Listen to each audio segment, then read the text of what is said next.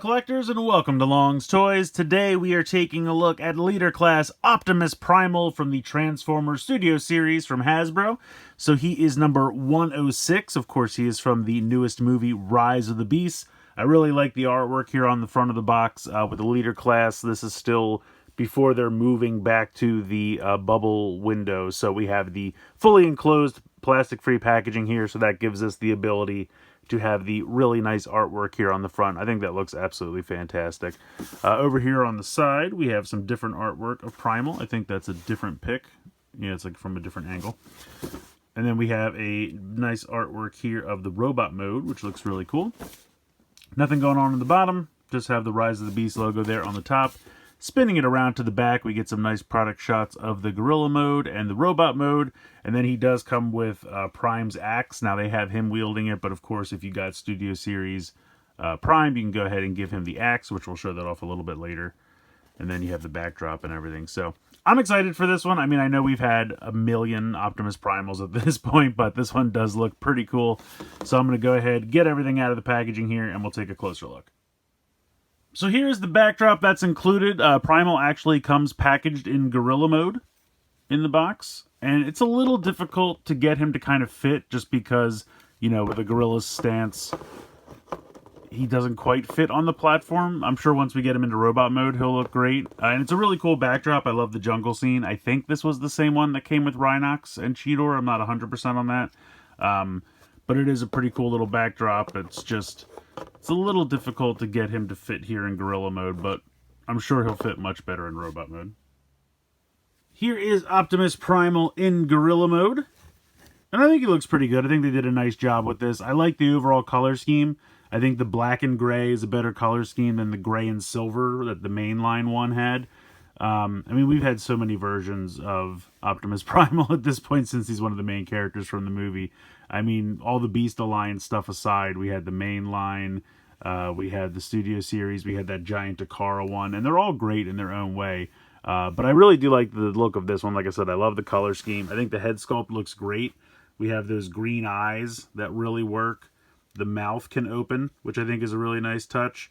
And of course, you have a really nice ball joint here for the head, so you can swivel side to side, tilt back so he can look forward when he's kind of hunched over like this. But then if you want him to kind of stand up, you can bend the feet. Now, there will be a little bit of a gap, but you can, hear in the feet, but it's really not that bad. We can tilt the head forward then, and then he can kind of stand up like a gorilla can. And you can have him pound on his chest. You have all of this nice, I mean, honestly, even without the butterfly joint, you can have him pound on his chest pretty easily, but you do have a really nice butterfly joint as well, so you would have absolutely no difficulty having him pound on his chest like that, which I think is really cool. So it's a good little gorilla mode. I already showed you the head articulation. I showed you the butterfly joint. These shoulder pads can lift up, so you get real nice range of motion here with this hinge out to the side. Full 360 spin there. You got a bicep swivel. You got elbows. You got a wrist swivel. The hands can open. You have two sets of fingers here, as you can see, which is really nice. So really nice range of motion there. I don't think there's anything in the waist because of how it transforms. It kind of has these two pieces that kind of clip over on both sides. So there is a waist joint in there. I just don't think it's accessible in this mode. But you can kick out to the side really nice. This kind of comes up and stops about there, really just because this piece here on the thigh is hitting into this chest piece. But that's kind of about where you want it to stop. I guess technically if you wanted it, he'd have to be, have his leg at a 45-degree angle if you wanted to get it further up. But the joint is there. I mean, you can move that. You have that hinge. There's even a thigh swivel there. And then, like I said, you can move the foot a little bit. It's really tight, but there is kind of a hinge in there, so you can move this foot piece, and you have this kind of nicely detailed gorilla foot, which I think looks pretty good. So yeah, all in all, I really like the gorilla mode. I think it works well. I appreciate that the head can look forward, because he's going to be hunched over most of the time in gorilla mode, so that's a very important detail. But yeah. Pretty good articulation for this mode. I think it looks good. I like that you can have it in the kind of normal gorilla stance as well as the kind of standing fully upright stance, and the head can accommodate So yeah, I think that's pretty great. I think this gorilla mode looks really good. So he does come with a host of accessories, and you can use them in the gorilla mode. First off, he does come with the axe for Optimus Prime. Now again, technically he can wield it if you want. So you can put it in his hands here, just like any of the other accessories, but it is meant for Prime. I guess they just couldn't pack it in with him due to budget, but since this guy's a leader class, they were able to sneak it in. He's got 2 of these swords, which look really, really nice, really nicely painted in silver. And of course, they can fit in his hands as well. They're a little bit more suited to sit in his hands. They are a little bit thicker to grab onto, but yeah, he can utilize these, or if you want, you can peg them into these spots here on the back. So you can go ahead and just pop these on here. Oh, this popped up on me. I thought that looked a little weird. There we go. I think that's down. In any case, they can peg here on the back, or you can hold them, which I appreciate. You can peg both of these on here, and they secure on there very easily and very nicely. And then you have the Transwarp key, which is a really nice accessory, and of course it can split in half, just like in the movie.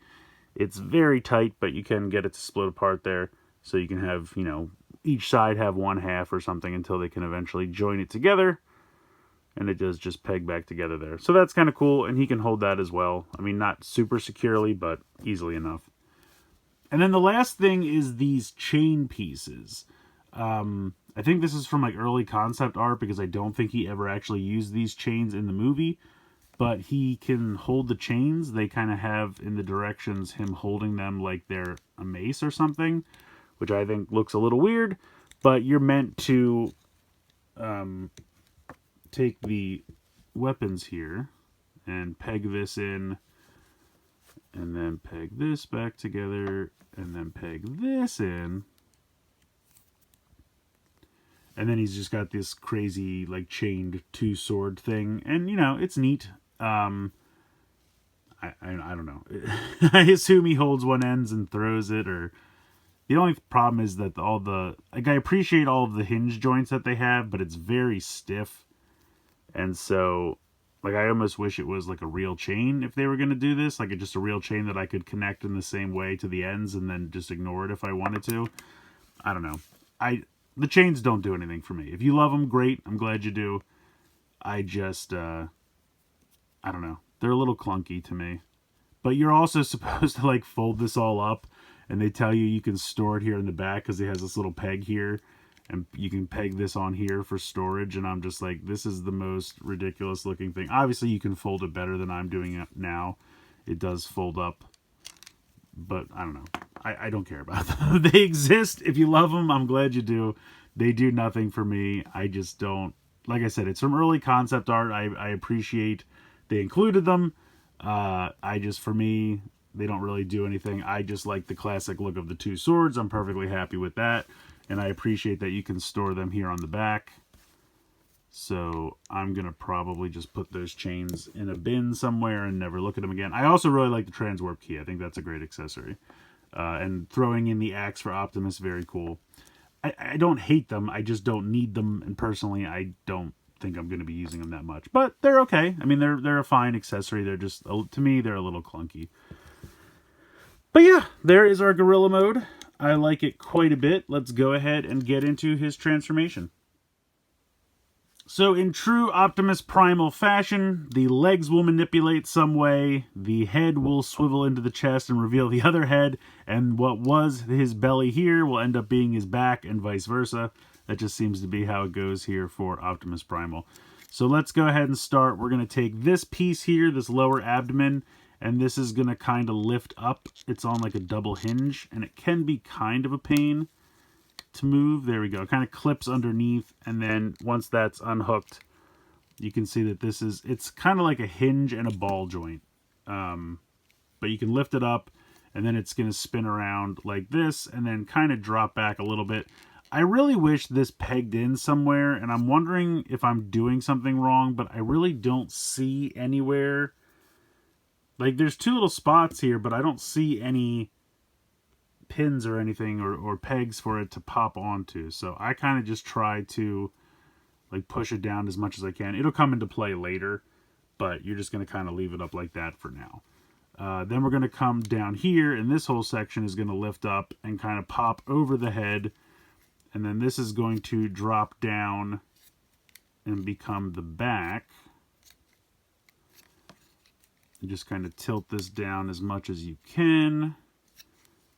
This section here is going to lift up and then spin and then drop down, and there is a tab, small tab right there, which is going to peg in here. So you just bring this down and tab that in there, and then you can see that there's a tab right here which is going to peg into this right there. So this just kind of has to come down as much as it can and tab into that, which can be a little difficult to do. You just kind of have to, because there's a lot of hinges. Like, there's a lot of hinges on this. Let me bring this down. There we go. Okay, so that's pegged in. So that becomes like the new backpack here. Then you're going to take this section, lift it back. This is going to pull out. And like I said, the way I always say every Optimus Prime, the shoulders, you know, go back into the cab and then the arms situate on the sides, like every Optimus Prime transforms that same way. Every Optimus Primal, I think, that they've released in any capacity for Rise of the Beast has had this same head gimmick where you have to kind of bring this up, bring this around. I think then you spin the monkey head around, push it back in like this, and then this closes up. Hold on, did I do this wrong? Every time I have difficulty with this.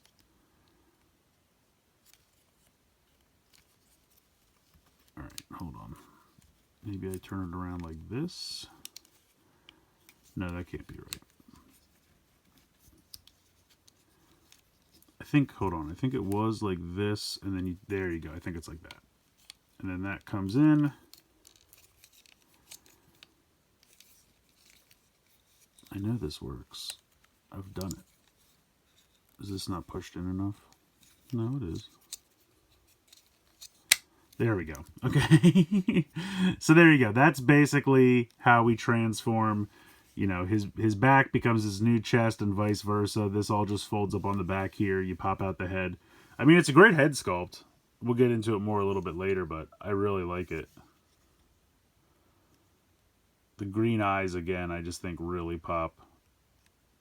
It's kind of funny with the shadow. It almost looks like he doesn't have an eye there, but I promise he does. All right. So that's that. Now we're going to go through kind of a series of, you know, revolving the legs around and revolving the arms around. So I guess we'll start down here with the legs. We are going to unhook this back section, and this will just kind of flip down like so. Then you're going to take just these outer sections here and kind of flip. So this will revolve down on this hinge. This will kind of flip up, and there's not an official like peg in, but you can kind of see how there is, and I apologize, the light's not really catching it. You want to focus? See how this, like, this circle here will just kind of fit into this indent here. So this will kind of come up and like loosely click into place. It's not like a firm click in, but that it almost just is like a guide. Like it just kind of sits in there and it guides it as to where it should be. And then you want to leave that there and still rotate this section down, and this will rotate around. So the gorilla feet will kind of fold into the back here like this. You can push down the rest of that. And then this tab here, which was previously pegged in up here, will now peg in right there. So this comes up and pegs in there. And then you can kind of just adjust the knee guard like that. Bring this down. And then there's the tiniest little heel over here that you'll flip out like that. And there is one leg done. So we'll come around here to the other side. We want to bring this down. We want to extend this on these two hinges, then bring up this piece and let it kind of rest into the guide area.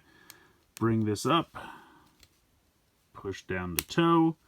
And for these, you kind of have to, like, there's almost like a clearance thing where like this little piece kind of has to sit inside here. So you kind of have to like pull it away a little bit as you're fitting it inside, and then it'll peg in. And then you can adjust this, and then adjust the foot and flip out the back little heel. There we go. And then you can see the legs are pretty much done at this point. So let me rotate this up here like this. So at this point, we just have the arms. And it really doesn't seem like there should be all that much to the arms. It seems like you really should just be able to rotate them like this. And I guess technically if you wanted to, you could. But unfortunately, your thumbs would be on the bottom, which would look weird. So what you have to do for this, lift up this section here. This section here will unpeg and come down here like this. And then you have to rotate this section around like this. Then you have to bring this in. Hold on, I think I have to rotate this. Yeah, rotate that 180. Bring this in, and it'll kind of force the hands to really close up tight. But it's okay, it's meant to do that. Then you'll close this up, and then you'll close this, and there's a little tab right there that'll go into that little tab spot right there. So that'll all close up, and then this section here will kind of accordion down. You can see it's on a double hinge, and just fill in the forearm, and then there you go. So that is one of your arms done. Come over here and do it one more time. So we're going to unhook that, flip this section up, bring this down, and spin this around 180 degrees, like that. Then we're going to rotate the fist, rotate this in. Hold on, I have it backwards again. I do that every time. This will click into place, then this will drop down, this will click over top, and then this will accordion down. It's kind of neat the way that it's done, but I also feel like it doesn't really need two different fists. I don't feel like they're all that different. But I do like the forearms that you're left with. And there is our robot mode. I mean, it's a really nice looking robot mode. Like, I'm not going to lie. I know there's not a ton to be done. You're basically swiveling the arms around a little bit. You're kind of extending out the legs, and then you're kind of just switching this kibble from here to the back, but it works. I mean, it looks good. It's a really clean looking robot mode. I mean, he's got this little backpack up here which compresses pretty tight and stays pretty secure. Otherwise, I mean, you have a little bit of the monkey feet here on the back. Otherwise, it's a pretty clean robot mode. Like, it looks really good. Let's get a closer look at that head sculpt like I mentioned earlier. That's really, really cool. I like that quite a bit. Now, he doesn't have the face mask, which I know he's had a different releases have had the face mask. I think he had it in the movie. It's kind of like on the original show where he could have it or not have it. He could deploy it, but we don't have an option for it here.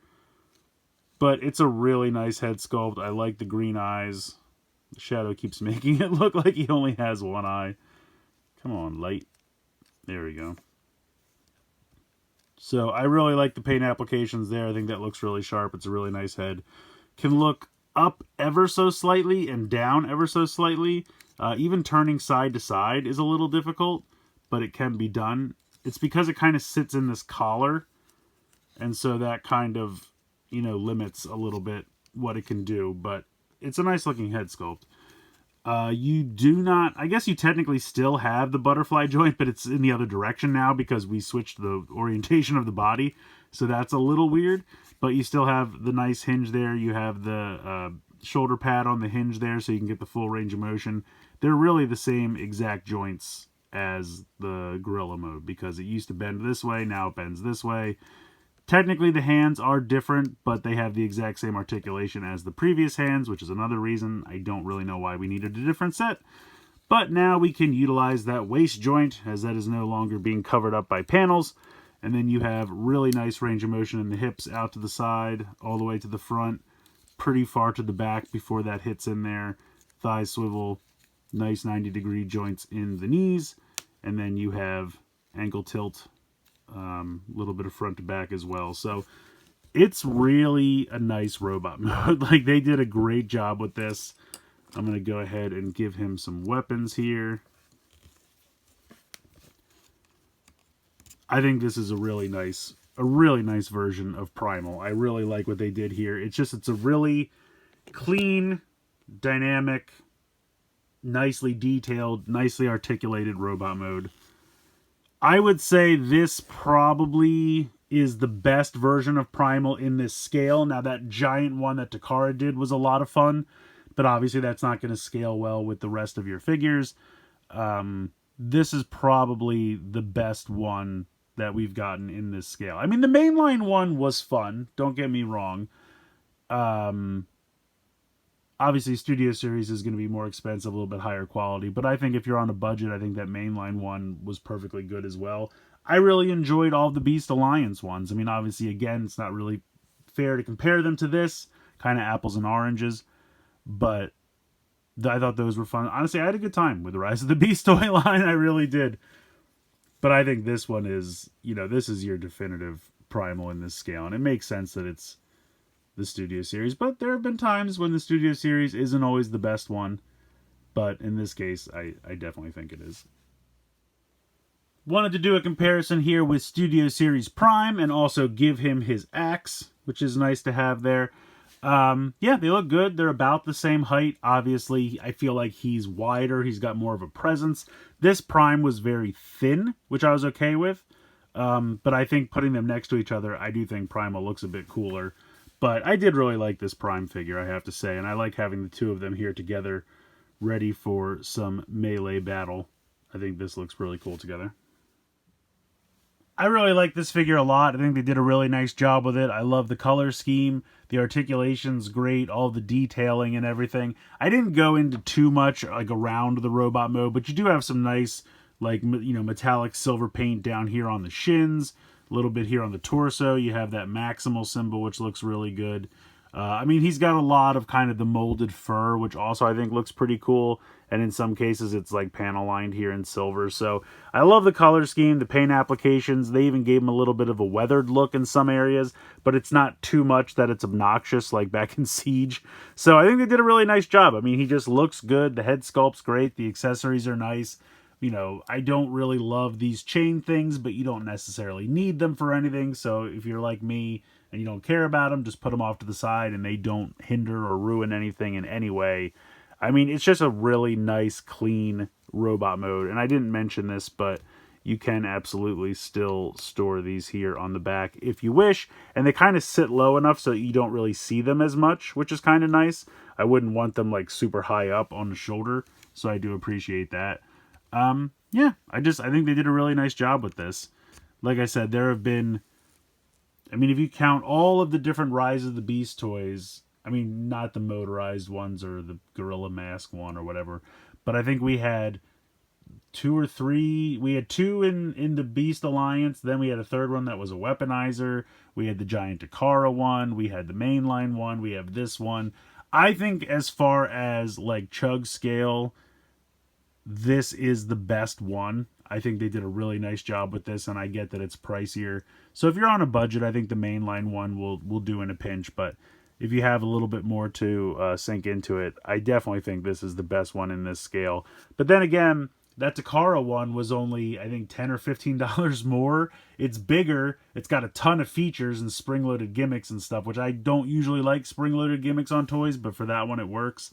So it's really up to you. If you're looking for something to scale well with the rest of your toys, I think this is the best one you can do. If you just want the best crazy giant Optimus Primal figure you can get, I'd go with that Takara one because that was a lot of fun, but it's just massive. So it's really what you're looking for, but this is a really good figure. I like it quite a bit.